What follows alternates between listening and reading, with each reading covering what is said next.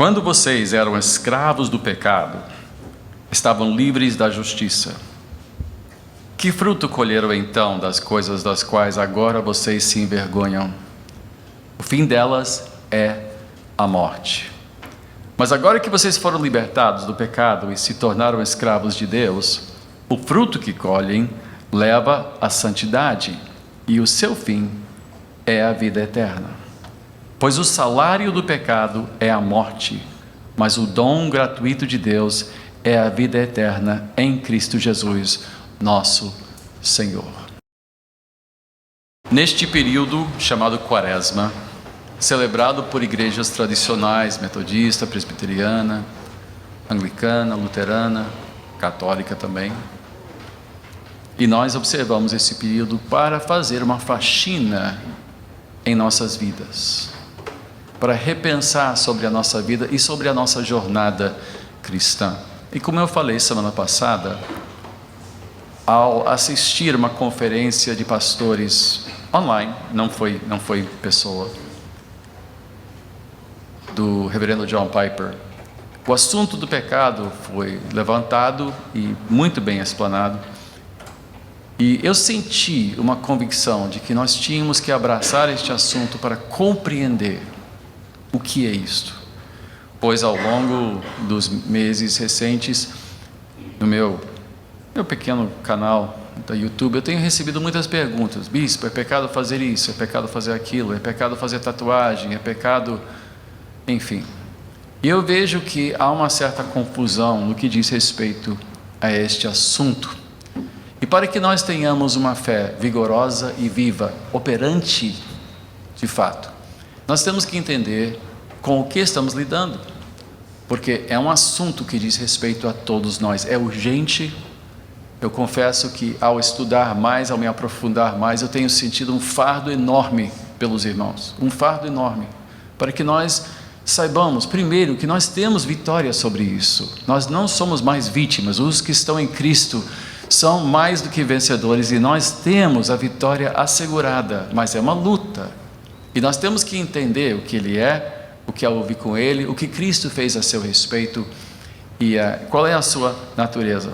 O que nós falamos semana passada, começando, obviamente, do princípio, é que não existem pessoas boas espiritualmente, não existe.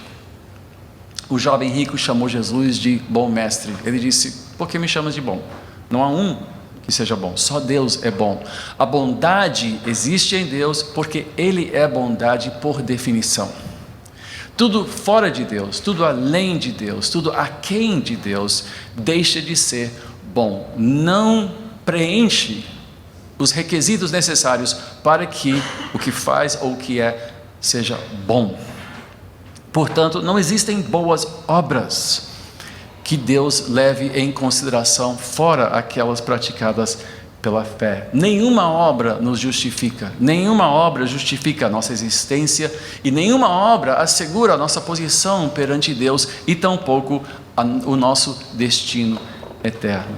E a eternidade nos assombra, não todo dia, nem sempre.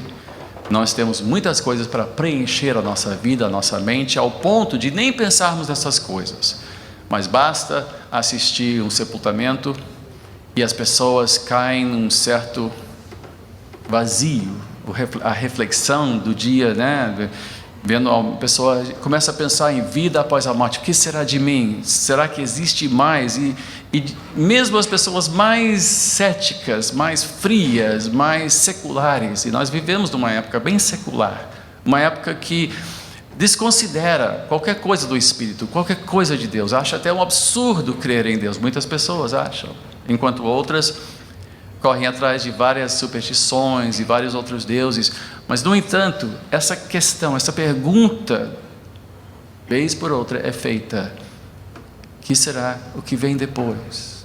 E quando pensamos no céu, no inferno e a possibilidade de que isto exista, nós dizemos: bom, eu sou uma boa pessoa, eu tenho certeza que Deus vai me receber porque eu não sou tão ruim quanto outras pessoas. E nós, ao nos compararmos com os piores dos piores, dizemos: bom, pelo menos alguma virtude eu tenho, e esta virtude certamente Deus não vai desprezar. Certamente pela virtude que eu tenho em minha vida, as boas coisas que eu faço, sabe? Eu faço caridade, eu não bato na minha esposa, né? Ou coisas assim do gênero. A gente começa a fazer as contas e ver se na tabela a gente cai mais para o mal ou para o bem. Então, não, eu acho que minha conta está assim, meu saldo é positivo, então Deus certamente vai levar em conta o meu saldo de boas obras. Mas não existem boas obras fora de Deus, e isto nos assombra, pois todos pecam, todos, e são destituídos da glória de Deus. Nós vivemos do pecado, nós nascemos do pecado. Davi falou isso, ele disse: sei que sou pecador desde que nasci, sim, desde que me concebeu minha mãe. Davi falou isso em Salmo 51. Nós, assim como um peixe não entende muito bem a água ao seu redor, para ele é seu meio, ele não sei o que um peixe pensa, para dizer a verdade. Está aí, nunca pensei, nunca conversei com um peixe, então, mas imagino, como é que eu posso imaginar isso? Não sei lá. O peixe nasce, cresce e morre na água, então, para ele, água é o que há de mais natural. Quando ele está fora da água, aí que ele estranha. Nós também vivemos num mundo de pecado ao ponto de nos ambientarmos tanto que nem pensamos no pecado. Nos acostumamos ao mal, nos acostumamos à ética que vai minando nós vivemos num país de impunidade, né? Ao ponto de não esperarmos outra coisa. Tem novo CPI, vai dar em alguma coisa? Vai no CPI, que diferença vai fazer? Então, e a gente aceita isso como absolutamente normal. A vida é assim, não é boa, mas é a vida. Então, e ao pensarmos sobre pecado, nós entendemos, semana passada, e se você não ouviu, isso está no YouTube, está online, está numa página da Catedral, primeira mensagem, onde eu tentei abrir o leque, eu estava assim, meio tentando achar, né, o meu viés aí, então foi um pouquinho confuso, mas hoje, vamos ver se eu acerto hoje, né? Mas o que nós entendemos? Semana passada, que a raiz do pecado, o pecado em si, mora nesta rejeição de Deus. Romanos 1 falou, nós rejeitamos a Deus, não queremos dar glória a Deus, não queremos levar Deus em conta, e suprimimos, reprimimos a verdade de Deus, não queremos pensar nele, não queremos que ele se envolva, não queremos que a sua verdade se imponha na nossa vida. Então, esta rejeição de Deus faz com que nós sejamos capazes de qualquer coisa, de qualquer maldade. A pessoa sem Deus, a pessoa que não se submete a Deus, é capaz, literalmente, de qualquer coisa. Mas vamos entender que esse pecado, esse poder que reside no nosso peito, tem uma natureza e está sempre presente. Olha, nós vamos olhar então mais de perto qual é a relação do pecado ao ser humano e até a nós. Então, abra sua Bíblia em Romanos 5, versículo 20. Romanos 5, versículo 20. Vou ler 20 e 21. A lei foi introduzida para que a transgressão fosse ressaltada. Mas onde aumentou o pecado, transbordou a graça, a fim de que, assim como o pecado reinou na morte, também a graça reine pela justiça, para conceder vida eterna mediante Jesus Cristo, nosso Senhor. O pecado não é uma falha no nosso caráter, não é um defeito que é peculiar a mim. Você tem o seu, eu tenho o meu. Todos nós vivemos sob o mesmo poder, o mesmo rei, o mesmo governante. Este governo mundial é o pecado. O mundo jaz no poder do maligno, é universal. Esta rejeição de Deus, esta independência de Deus é a regra, é o que motiva todos nós naturalmente. Há pessoas que celebram o que é natural. Não, eu só faço o que vem naturalmente. Eu sou muito natural, não faço nada forçado. Você não precisa forçar o pecado. Pelo contrário, você tem que corrigir. Desde criança, nós vemos essas crianças maravilhosas, esse bilu-bilu, essa coisa fofa, essa fofucha que a gente vê e diz assim: oh, meu Deus do céu, que coisa linda, que coisa rica. Eu tenho um neto, tenho 2 netos, né? João Felipe e agora o Theo. E você chega perto, vê aquelas bochechas e diz assim: eu quero morder as bochechas, né? Tem mães que até mordem as bochechas dos filhos. Que coisa rica, que coisa linda, que coisa inocente. Não é inocente, não. Não é. É um pecador de fraldas. É. Porque nasceu sob o domínio de um rei. Acabamos de ler em Davi. Eu nasci no pecado. Nascemos no pecado. E este pecado reina sobre todos nós. Então a criança, assim que você diz não, o que a criança faz? Você diz assim: não toque. A criança estende a mão, não toque. Aí a criança olha para você. E você: não toque. Por que ele faz isso? Porque é um pecador. Essa criança, porque dentro dele, qualquer lei, qualquer parâmetro, qualquer regra, qualquer norma, ele quer violar. É a regra, é o que nos motiva. Queremos fazer o bem? Não.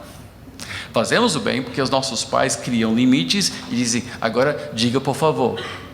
Por favor. Diga obrigado. Dê um abraço no vovô. Tem dia que o pecado sobressai e você fala e tem que trabalhar isso. Por quê? Você não tem que ensinar a criança a desobedecer, você tem que ensinar a criança a fazer o quê? A obedecer. Nenhuma criança precisa aprender, de quem quer que seja, como desobedecer. Ele desobedece naturalmente, porque a nossa natureza é desobedecer. É o que é mais natural. O rei deste mundo é independência. O rei deste mundo é a rejeição de autoridade e, em última análise, da autoridade de Deus. É o que motiva,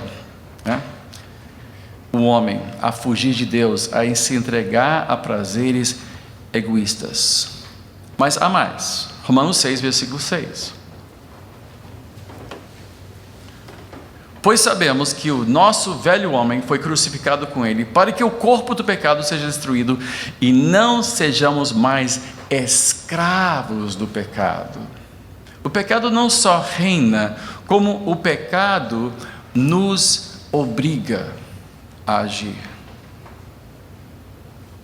O relacionamento se torna mais claro, porque quando a gente pensa no rei, no governo, a gente pensa: bom, eu posso agir livremente debaixo, Hoje em dia nossa ideia de realeza é meio aguada, Antigamente, um rei podia mandar matar o marido e tomar dele a sua esposa, o que Davi fez com Batseba. Ele tinha, como rei, ele podia fazer isso, ele fez. Foi um pecado, mas ele fez. Ele tinha esse poder absoluto sobre todos os seus súditos. A rainha da Inglaterra não tem esse poder.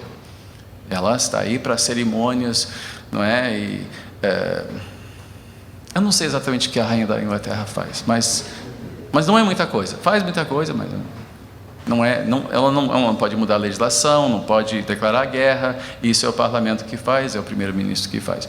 Mas quando a gente pensa no rei, o rei é assim, sabe? Mas ele mais do que isso. Nós somos escravos deste rei. Nós todos somos escravos. Não temos escolha. Nós somos movidos pelo pecado. É a nossa natureza. Quantos conhecem a história do sapo e do escorpião? Alguém conhece a história do sapo e do escorpião? Não? Ótimo. Eu pensei que todo mundo soubesse. Eu vou chover no molhado. Não sabem? Ótimo, agora eu vou contar. O escorpião tinha que atravessar o rio. Ele não tinha como atravessar, porque o rio tinha uma correnteza. E ele viu um sapo prestes a atravessar o rio. Ele disse: deixa eu pegar carona contigo para atravessar o rio. E o sapo: ah, não, você vai me ferrar e eu vou morrer. Disse: não, eu prometo não fazer isso. Me leve, me deixe subir nas suas costas e a gente atravessa o rio, eu não te farei mal. Aí o sapo olhou assim desconfiado, disse: não sei, você é um escorpião. Disse: não, mas eu prometo. Aí ele subiu nas costas do sapo, o sapo deixou, e ao atravessar o rio, ao chegar ao meio do rio, de repente o sapo sentiu na sua nuca o ferrão do escorpião. Ele disse: o que você fez? Agora nós dois vamos morrer. E o escorpião respondeu: eu não pude resistir, é a minha natureza. É a minha natureza. Nós não temos escolha, nós somos rebeldes por natureza. O ser humano sem Deus é um rebelde, e ele peca porque ele é escravo deste poder. Ele fará o mal, mais cedo ou mais tarde ele fará o mal. Romanos 7, versículo 14.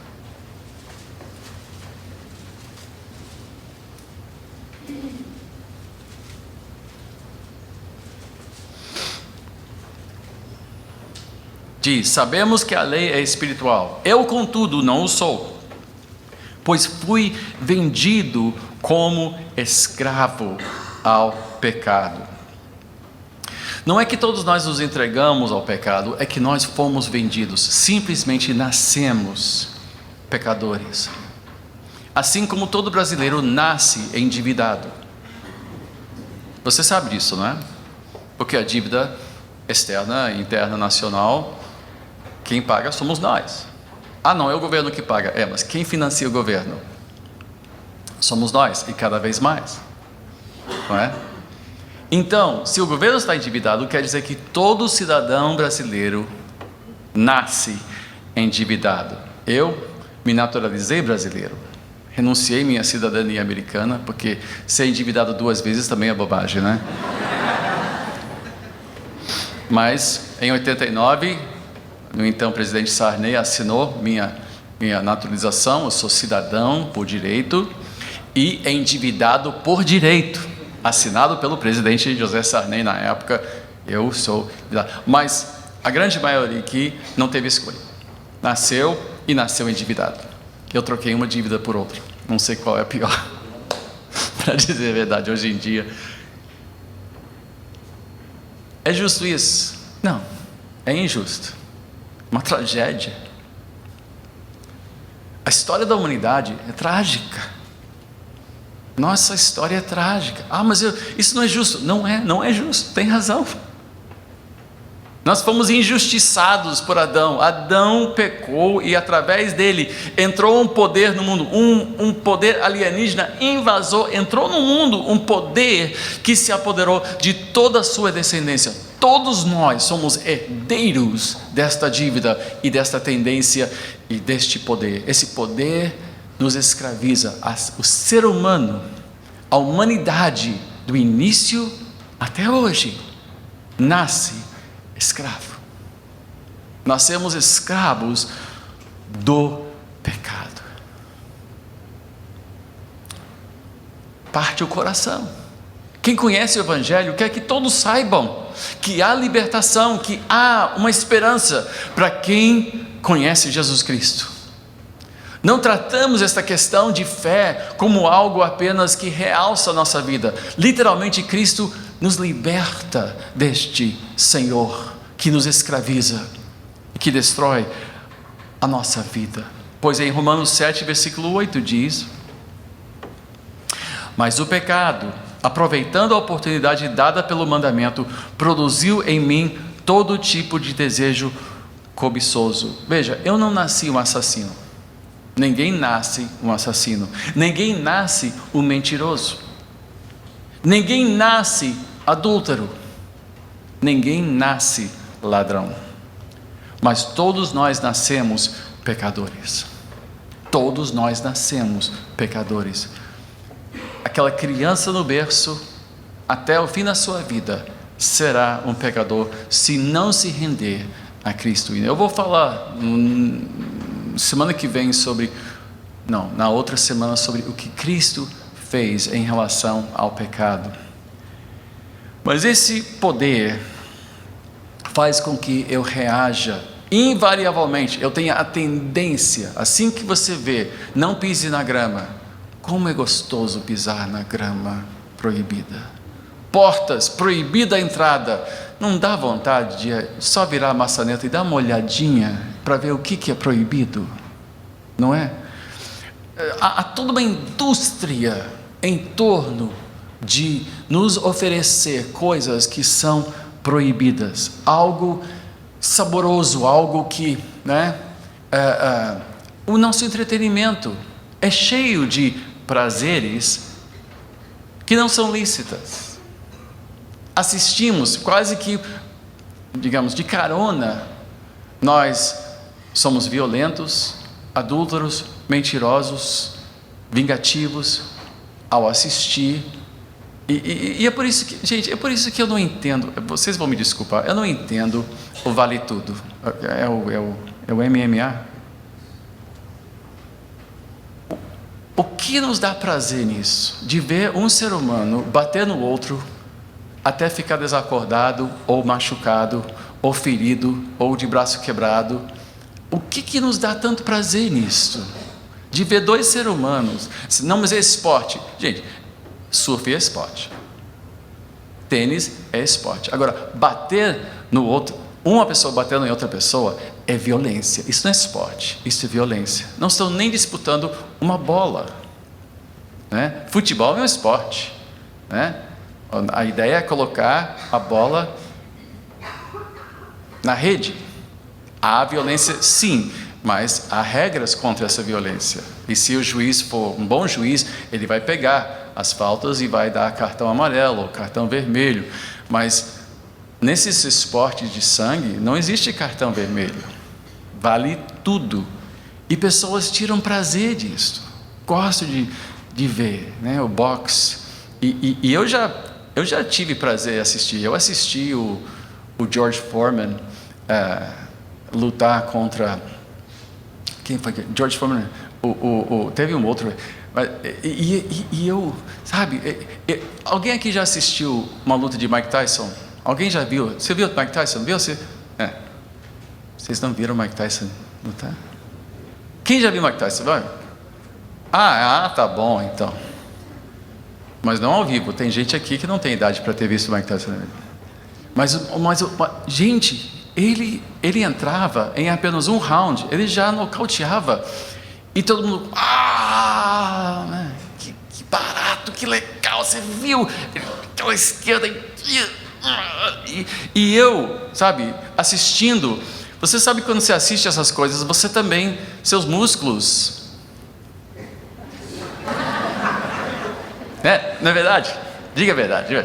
A gente sente, o músculo reage, nós reagimos, É um reflexo. Por quê? Porque a gente está pegando carona na pancadaria, carona na surra que um está dando do outro. É tudo cercado de nobreza, Todo mundo tem aquele cinto e todo mundo entra com aquela cerimônia, tem uma capa, tem um juiz, que chega de terno e gravata, às vezes de smoking, chega todo assim, e é tudo cercado de luzes coloridas, mas é pancadaria. A gente tira prazer do mal. Humble, aquele, filmes de vingança, o justiceiro que vai e defende, só que ele não só defende, ele acaba com a máfia, ele entra e mata todo mundo, e você vê sangue no chão, você lá, yes! Por quê? Porque a violência nos agrada, senão não daria ibope. A imoralidade nos agrada. Gente, 50 tons de cinza já foi para quantos milhões de de espectadores, um filme de sadomasoquismo. Um filme que celebra coisas torpes. É uma torpeza. E é campeão de bilheteria. E pessoas... E olhe, eu vou dizer uma coisa, eu não tenho a menor intenção de ver, mas a propaganda é tão constante que você fica assim...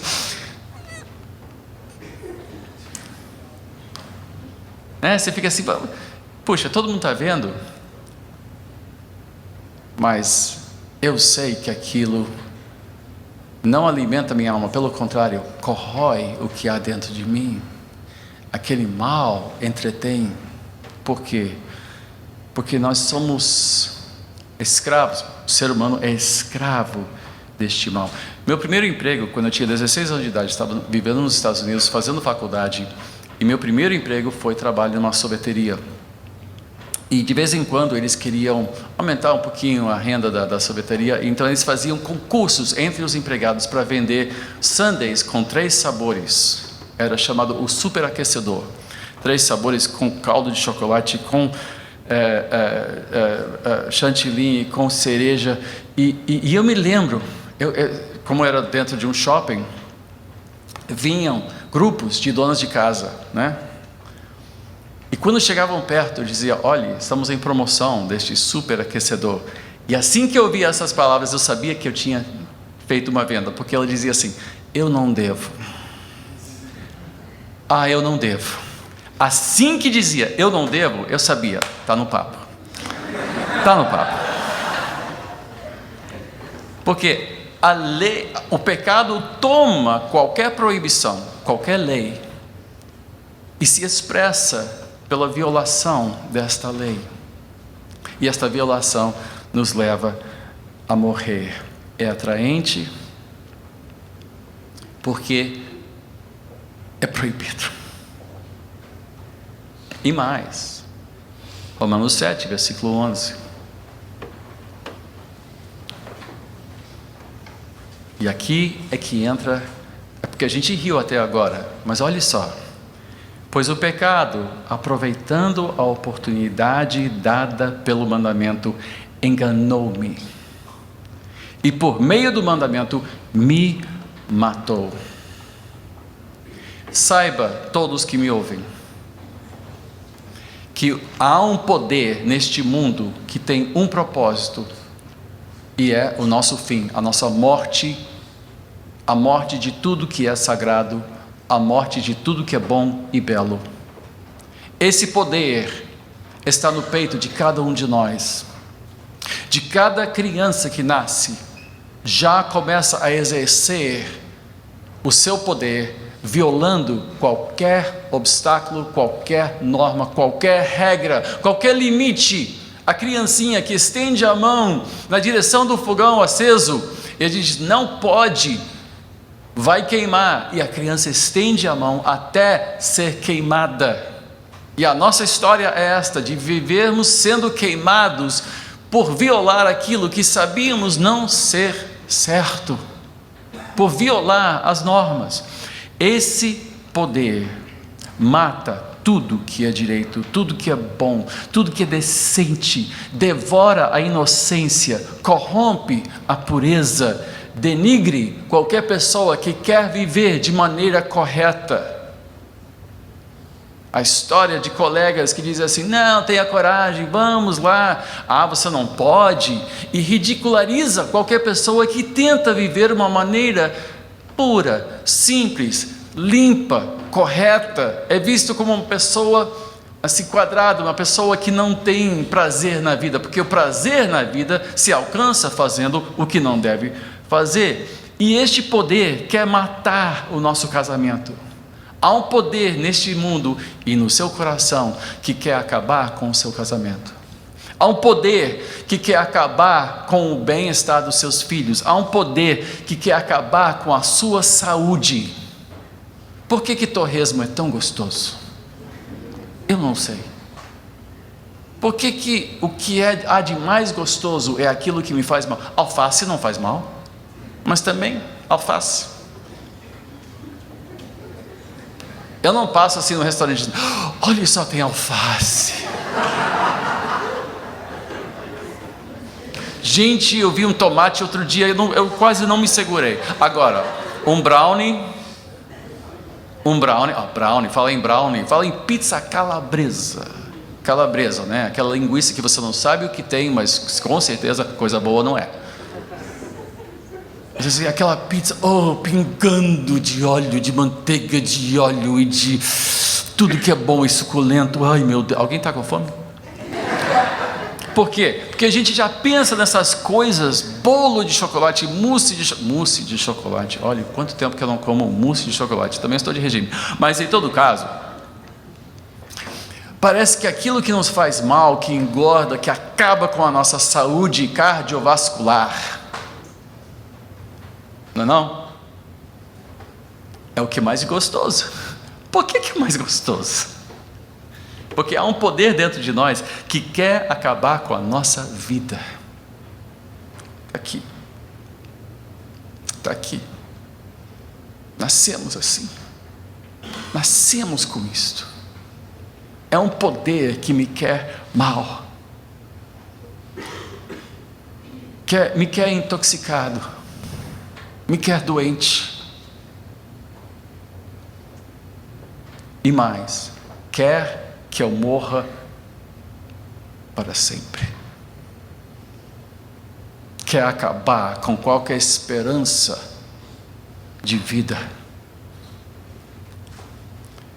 Romanos 17, versículo 17, diz, não sou eu mais quem o faz, mas o pecado que habita em mim. Versículo 21, pulando, diz, assim encontro esta lei que atua em mim, quando quero fazer o bem, o mal está junto a mim. Ou seja, boas intenções também não resolvem. De boas intenções, o inferno está cheio. Por que isso? Porque intenções não... Tem pessoas que querem fazer o bem. Todo mundo quer fazer o bem. Todo mundo quer ser um amigo leal. Todo mundo quer ser um bom marido, uma boa esposa. Quando descem aquele altar, você vê os dois, você ouve os votos e você diz assim, que coisa linda. Serei fiel para todo sempre. Até chora, até escreve seus próprios votos. E é tão lindo. Hollywood celebra isso, todo o amor é lindo, né? A felicidade até existe. Mas o pecado não leva em consideração as nossas intenções. As nossas boas intenções não são o suficiente para garantir vida. Então Paulo diz em versículo 21, assim encontro esta lei que atua em mim. Quando quero fazer o bem, o mal está junto a mim. No íntimo do meu ser, tenho prazer na lei de Deus, mas vejo outra lei atuando nos membros do meu corpo, guerreando contra a lei da minha mente, tornando-me prisioneiro da lei do pecado que atua em meus membros. Miserável homem que eu sou. Quem me libertará do corpo sujeito a esta morte?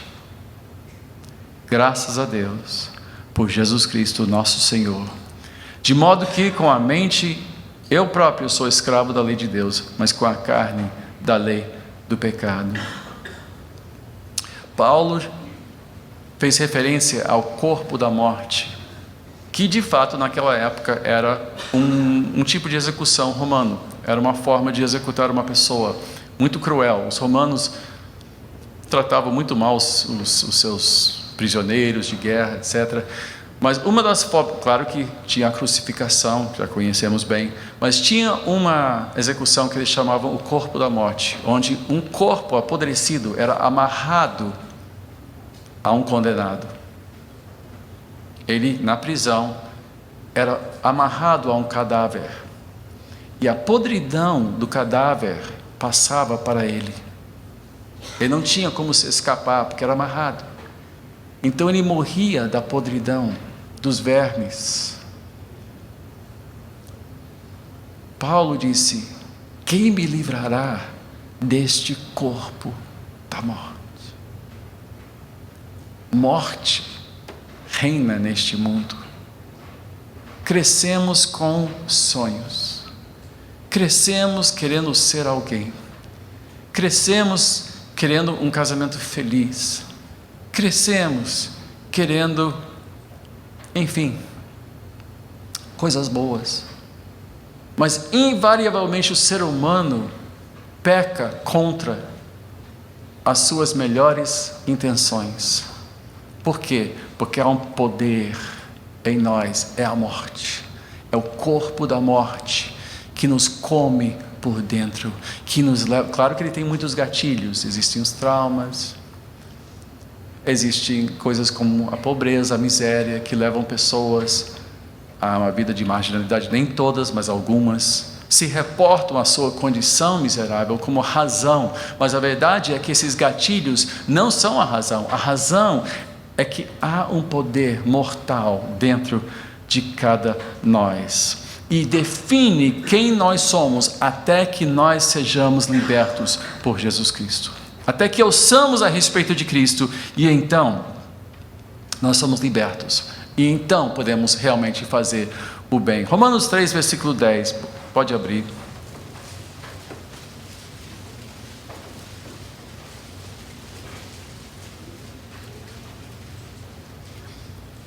Não há nenhum justo, nem um sequer. Não há ninguém que entenda, ninguém que busque a Deus. Todos se desviaram, tornaram-se juntamente inúteis. Não há ninguém que faça o bem, não há um sequer.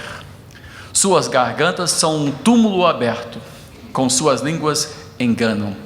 Veneno de serpentes está em seus lábios, suas bocas estão cheias de maldição e amargura, seus pés são ágeis para derramar sangue. Ruína e desgraça marcam os seus caminhos e não conhecem o caminho da paz. Aos seus olhos é inútil temer a Deus. Gente, nós reconhecemos que há coisas nobres sendo praticadas nesse mundo, mas é a velha história que em terra de cego, quem tem um olho é rei. Em terra de pecadores, qualquer virtude é celebrada como algo extraordinário, uma ação humanitária, um sacrifício de si mesmo. Nós dizemos, essa pessoa é maravilhosa.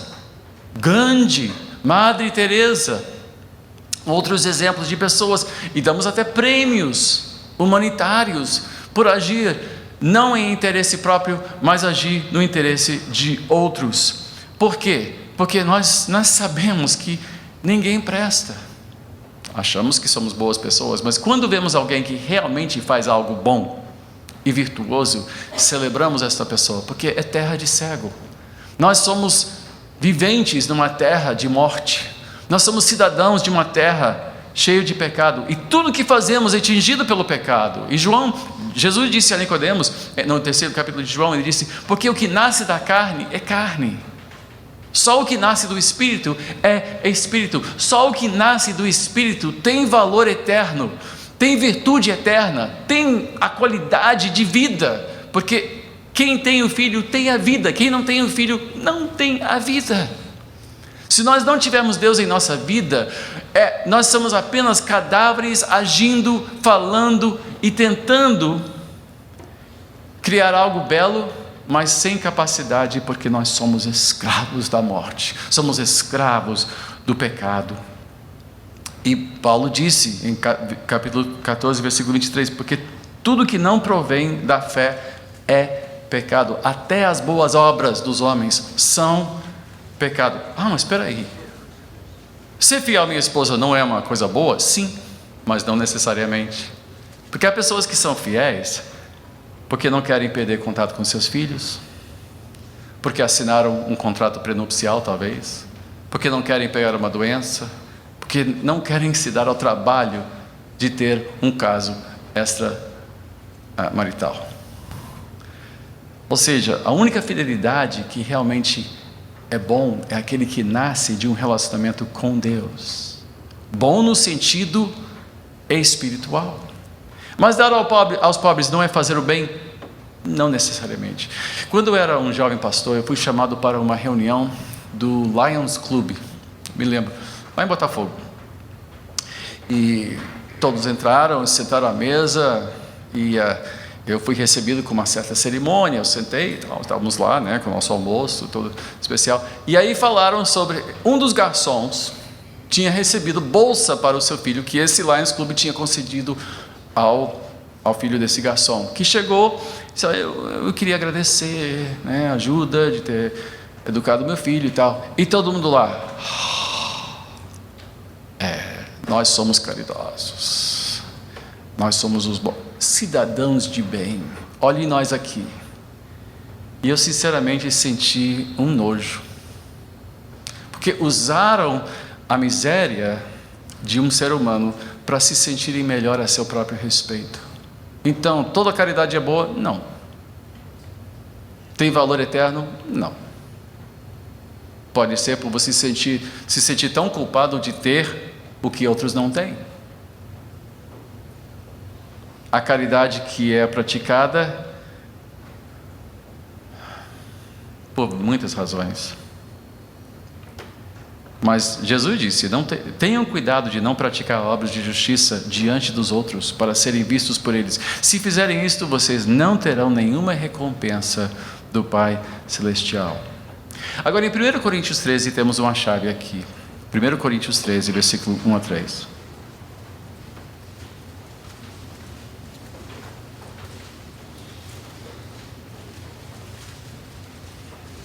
Diz: ainda que eu fale as línguas dos homens e dos anjos, se não tiver amor, serei como o sino que ressoa, ou como o prato que retine. Ainda que eu tenha o dom de profecia, e saiba todos os mistérios e todo o conhecimento, e tenha uma fé capaz de mover montanhas, se não tiver amor, nada serei. Ainda que eu dê aos pobres tudo o que eu possuo, e entregue o meu corpo para ser queimado, se não tiver amor, nada disso me valerá. As minhas boas obras não valerão nada se eu não tiver amor. Nada disso me valerá. Mas o que é amor? O próprio João responde na sua primeira carta, diz: nisso consiste o amor. Não em que nós tenhamos amado a Deus, mas em que Ele nos amou e enviou seu Filho como propiciação pelos nossos pecados. O verdadeiro amor passa por uma solução do nosso pecado. E então, em capítulo 5 ele diz: porque nisso consiste o amor a Deus, em obedecer aos seus mandamentos, e os seus mandamentos não são pesados. Ou seja, uma boa obra nasce de um amor para com Deus, obediência a Deus. Há pessoas que fazem boas coisas, mas não querem saber de Deus, não querem saber da sua verdade, não querem que Ele se meta nas suas vidas, querem viver sua vida de qualquer maneira, e as suas obras não lhes traz nenhum benefício, porque ainda há um pecado agindo no seu peito, com um fim, com um alvo somente: a morte, sua morte. A tônica nós achamos em Efésios 4. Para o cristão, ouça então como a vida cristã é completamente oposta, é completamente diferente. Paulo disse em versículo 17 de Efésios 4: assim eu lhes digo no Senhor, insisto, que não vivam mais como os gentios, que vivem na inutilidade dos seus pensamentos. Eles estão obscurecidos no entendimento e separados da vida de Deus por causa da ignorância em que estão, devido ao endurecimento do seu coração. Tendo perdido toda a sensibilidade, eles se entregam à depravação, cometendo com avidez toda espécie de impureza. Todavia, não foi isso que vocês aprenderam de Cristo. De fato, vocês ouviram falar dele e nele foram ensinados de acordo com a verdade que está em Jesus. Quanto à antiga maneira de viver, vocês foram ensinados a despir-se do velho homem, que se corrompe por desejos enganosos, a serem renovados no modo de pensar e revestir-se do novo homem, criado para ser semelhante a Deus em justiça e em santidade provenientes da verdade. Portanto, cada um de vocês deve abandonar a mentira e falar a verdade ao seu próximo, pois todos somos membros de um mesmo corpo. Quando vocês ficarem irados, não pequem. Apaziguem a sua ira antes que o sol se ponha, e não deem lugar ao diabo. O que furtava, não furte mais. Antes trabalhe fazendo algo que é útil com as mãos, para que tenha o que repartir com quem estiver em necessidade. Nenhuma palavra torpe saia da boca de vocês, mas apenas a que for útil para edificar os outros, conforme a necessidade, para que conceda graça aos que a ouvem. Não entristeçam o Espírito Santo de Deus, com o qual vocês foram selados para o dia de redenção. Livrem-se de toda amargura, indignação e ira, gritaria e calúnia, bem como de toda maldade. Sejam bondosos e compassivos uns para com os outros, perdoando-se mutuamente, assim como Deus os perdoou em Cristo. Portanto, sejam imitadores de Deus, como filhos amados, e vivam em amor, como também Cristo nos amou, se entregou por nós como oferta e sacrifício de aroma agradável a Deus. Entre vocês não deve haver nem sequer menção de imoralidade sexual, como também de nenhuma espécie de impureza e de cobiça, pois essas coisas não são próprias para os santos. Não haja obscenidade, nem conversas tolas, nem gracejos imorais, que são inconvenientes, mas ao invés disso, ações de graças, porque vocês podem estar certos disso: nenhum imoral, ou impuro, ou ganancioso, que é idólatra, tem herança no reino de Cristo e de Deus. Ninguém os engane com palavras tolas, pois é por causa dessas coisas que a ira de Deus vem sobre os que vivem na desobediência. Portanto, não participem com eles dessas coisas, porque outrora vocês eram trevas, mas agora são luz no Senhor. Vivam como filhos da luz, pois o fruto da luz consiste em toda bondade, justiça e verdade. E aprendam a discernir o que é agradável ao Senhor. Não participem das obras infrutíferas das trevas, antes exponham-nas à luz, porque aquilo que eles fazem em oculto, até mencionar é vergonhoso, mas tudo que é exposto pela luz torna-se visível, pois a luz torna visíveis todas as coisas. Por isso é que foi dito: desperta, ó tu que dormes, levanta-te dentre os mortos, e Cristo resplandecerá sobre ti. Antes éramos trevas, antes éramos escravos, antes a morte e o pecado fazia conosco o que bem entendia, mas por causa de Cristo não tem mais que ser assim. Por causa de Cristo nós temos a luz de Deus, Ele mostra a verdade. Procurem saber qual é a vontade do Senhor então. Veja que nosso entendimento não é mais obscurecido. Nossos pensamentos não são mais para a vaidade. Quem tem a palavra de Deus tem a verdade. Dá passos firmes e vive na luz. Não tropeça mais nas trevas, não é mais escravo das trevas, porque ele tem a luz de Cristo raiando no seu coração.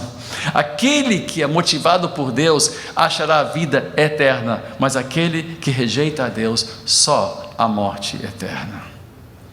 O pecado é um senhor cruel, mata e nos leva a matar tudo que há de bom e belo, a destruir a nossa própria vida com as nossas próprias mãos. O pecado nos leva a um suicídio coletivo, moral, social, em todos os sentidos, e vive no peito de cada um. E seu propósito é único, é de nos matar. Mas pela fé, sabemos que em Cristo não tem mais que ser assim. E nós vamos falar mais sobre isso ao longo da Quaresma.